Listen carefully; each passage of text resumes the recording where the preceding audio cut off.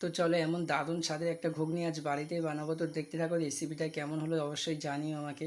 তো দেখো এখানে প্রথমে কড়াইতে তেল দিয়ে কিছু গরম মশলা দিয়ে দিলাম মানে কিছু গোটা মশলা দিয়ে দিলাম, যেখানে এলাচ, দারুচিনি, লবঙ্গ, কিছুটা তেজপাতা তো দিয়ে একটু হালকা কালো জিরেও কিছুটা পাঁচ ফোড়ন দিয়ে দিলাম।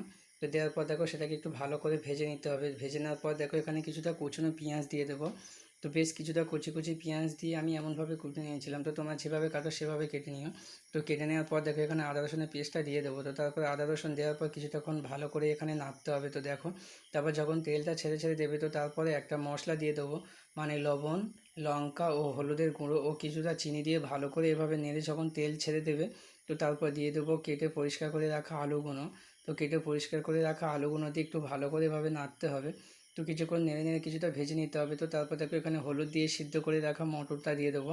তো মটরটা দিয়ে নাড়তে নাড়তে বেশ কিছুক্ষণ, তো তারপর দিয়ে দেবো মিট মশলা।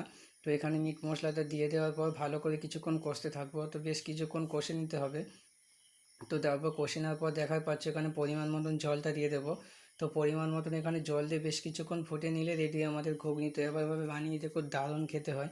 তো হলে আর তোমরা কীভাবে বানিয়ে অবশ্যই আমাকে জানিও। তো এভাবে জানালে আমাকে বলো।